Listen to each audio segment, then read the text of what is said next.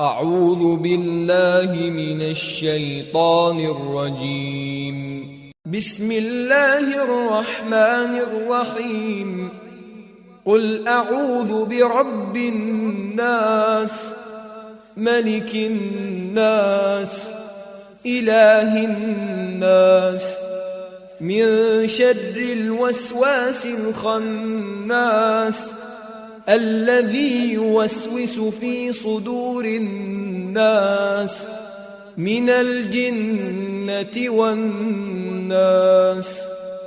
أعوذ بالله من الشيطان الرجيم. بسم الله الرحمن الرحيم.